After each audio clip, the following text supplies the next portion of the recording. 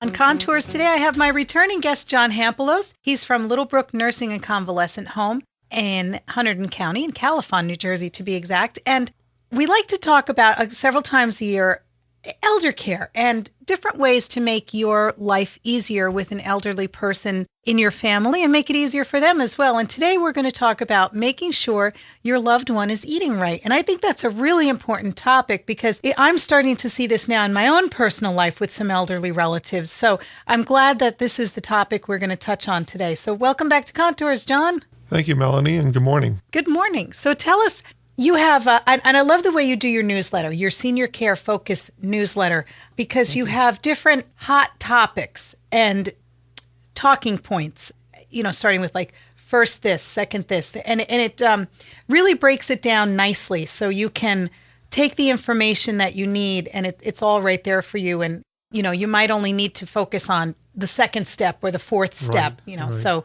you do a great job with this. Thanks. We try to synthesize major topics related to senior citizens in a two-page newsletter. And these newsletters, by the way, are available online at littlebrooknursinghome.com, our website.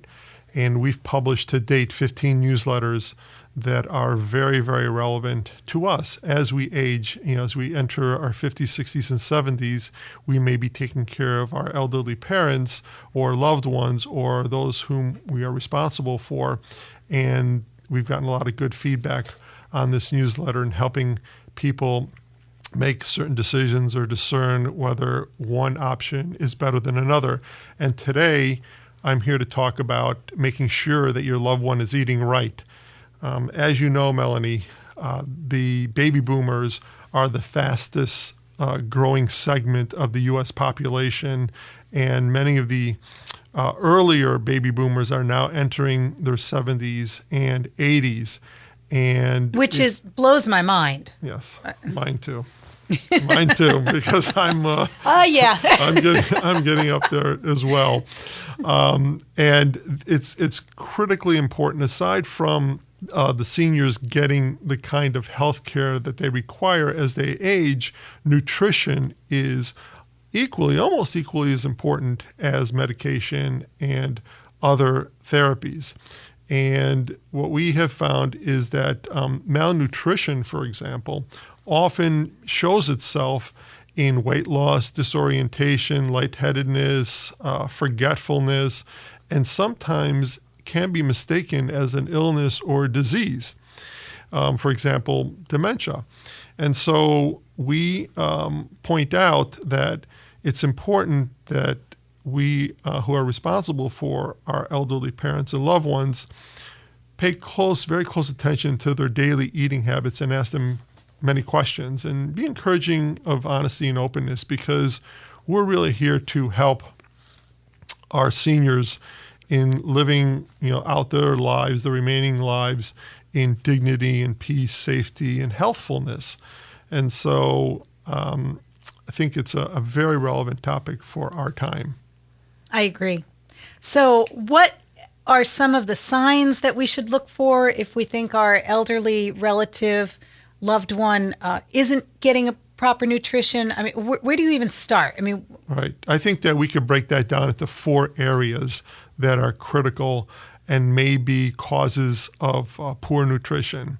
The first one is that as we age, our sensitivities, not just our sight and our ability to touch and feel, but also our sensitivity in sense of smell and sense of taste begins to decline or is altered.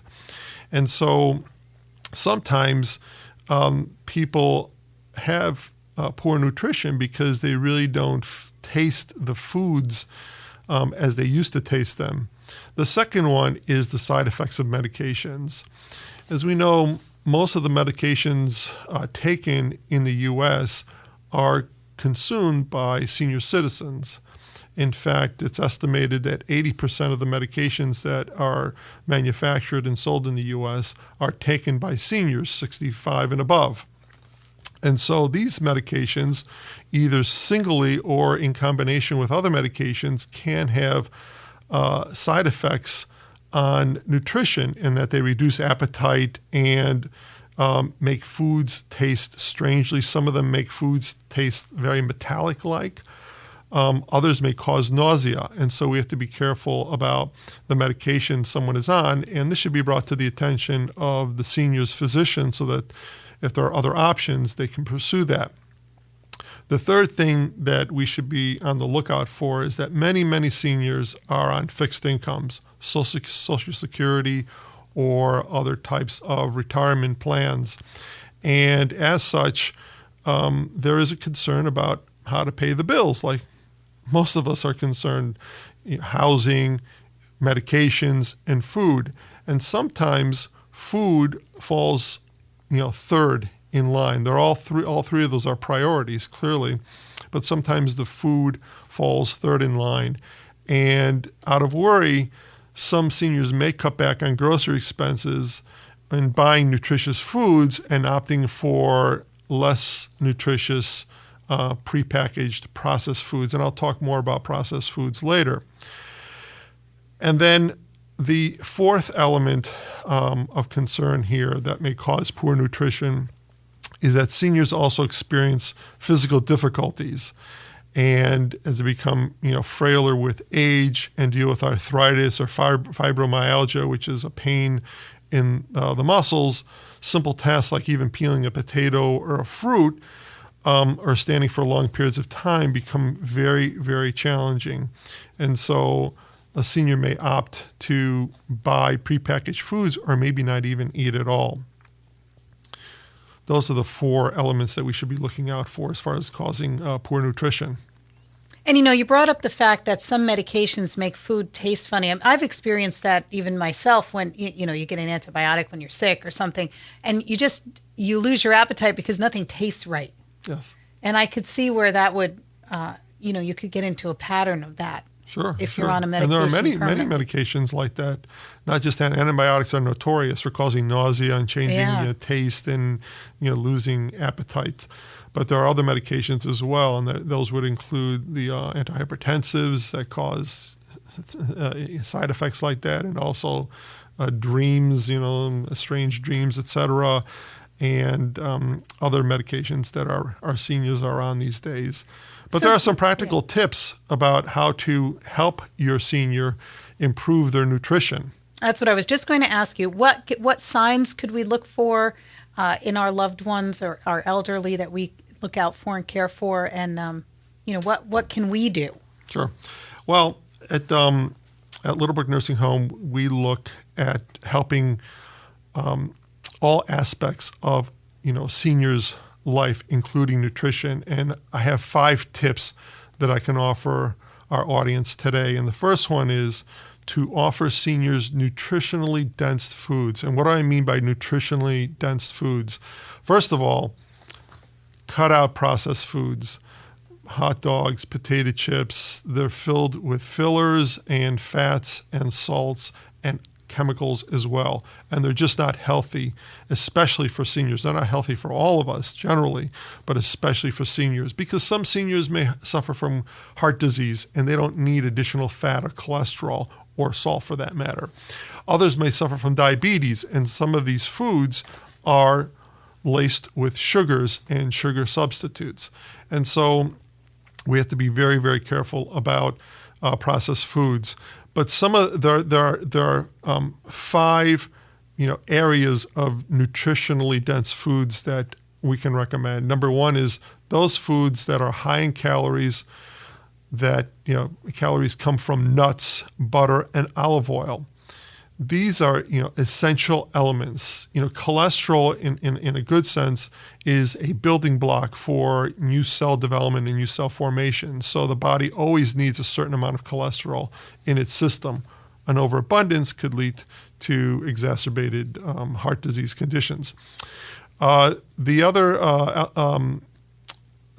nutritionally dense foods we could recommend are whole grains like brown rice, whole wheat bread, and whole grain cereals. The third one is fresh fruits and vegetables.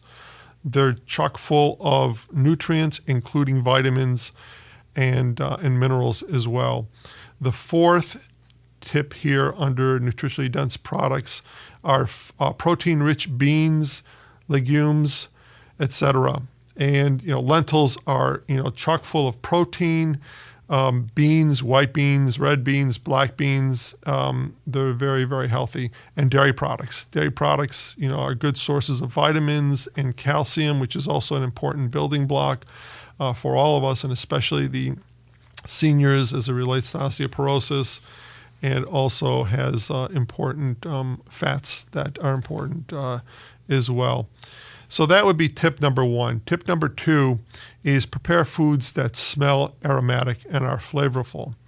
Well, I even like that. I love to walk in the house and smell onions and garlic. Absolutely. Absolutely. And spices too, and herbs and other dressings.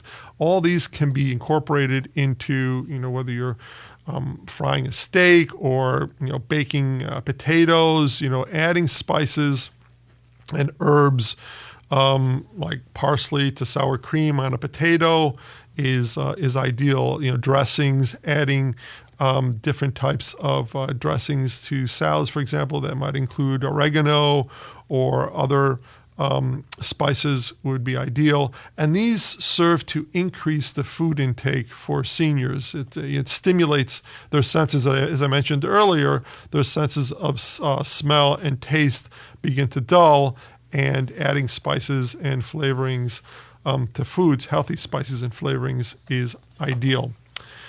The third tip is texture. That's a big one for me. Yeah. It's sometimes we fail to realize, but textures are important, especially again when it comes to seniors and their sensitivities. Having soft yogurt with perhaps some granola or nuts and some diced fruits are an example of combining textures so that people can enjoy eating food, and it's not bland or monotonic in appearance and taste. So textures, combining different textures is tip number 3. Tip number 4, and many of us do this, but we encourage everyone to do this a little bit more.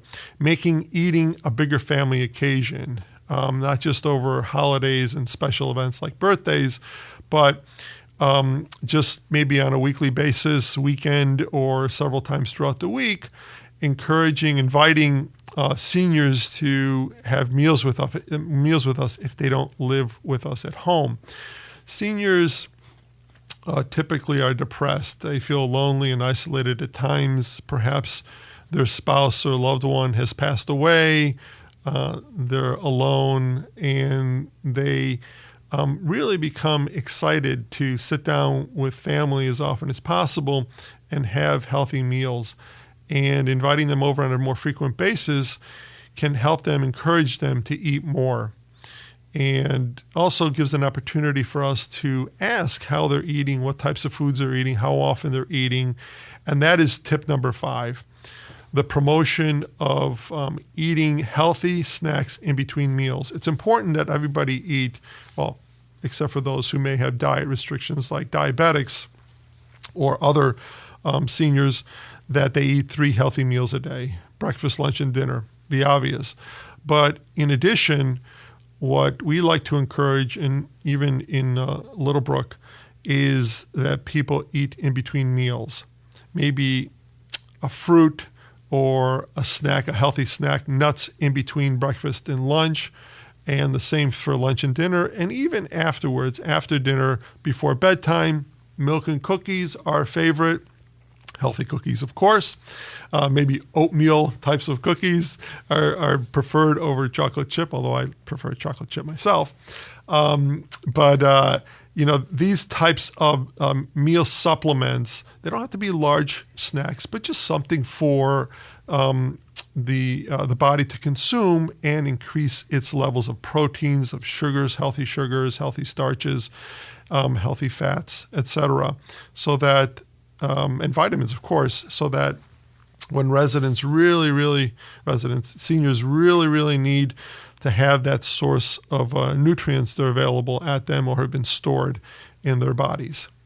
And, we're speaking today to John Hampilos from Little Brook Nursing and Convalescent Home. And John comes on Contours with me several times a year to talk about elder care and focusing on keeping your elderly loved ones in your life healthy and living a nice, well-balanced life. And today we're focusing and talking about eating right and just good nutrition in general for your elderly loved one. And I think actually good tips for anyone at any age. Listening to you speak about all this, it's just seems like it's a healthy diet plan to follow regardless. And you talked about having your family meals being more of a gathering and not just grabbing and running and all that, which I agree with 100%. Plus, it's also very social. I notice when we have our mother-in-law over, she gets very social with us. She reminisces and she talks about family members, and it's getting a history lesson. It's not just having a meal together and just sitting her in a chair, like she's an ornament. Right. It's getting involved with the family history and past experiences and relating them to what's happening in our lives now. And I think that's also a great way of keeping their minds active and stimulated. Absolutely, because one of the greatest threats to seniors these days is not that they're not medicated properly. There are many great medications, and not that they're not eating. They are eating. There's no question about that. But one of the greatest threats to seniors as we age is dementia. And to the extent that we can sit down with a family member, a senior family member, and have a conversation and stimulate some discussion, it really helps them a long way, not only with dementia, but also addressing old age issues with depression as well. And I think that it's important, and I want to quote our administrator, Mr. John Casarda, that a senior's golden years should be about living in peace, happiness, dignity, comfort, safety, and in good health. Your loved one deserves excellent nutritional and comprehensive nursing care.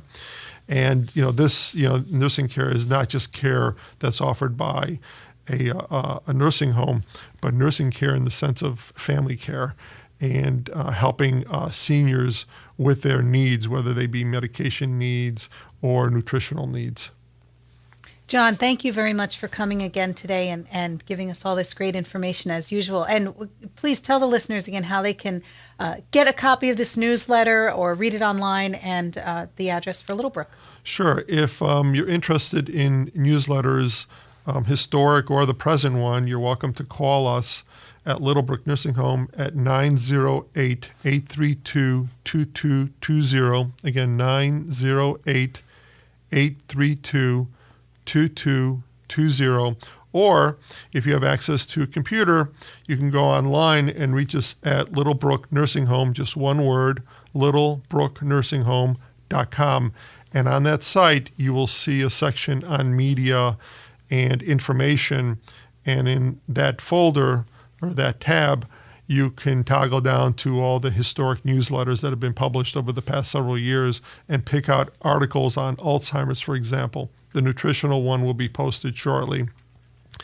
But there are articles on what to expect when you leave a nursing home, a hospital and going to a nursing home, reasons to change nursing homes, etc. And there's even articles on these mobility chairs that can move people around from place to place, 8 ways to make your home senior friendly, tips on that. There are many, many tips that we can incorporate into our homes, into our lives for the care of ourselves and our seniors. So we welcome your phone call or an email through the website as well, and we'll be happy to address any specific concerns or needs that you may have for yourself or your loved one. John, thank you.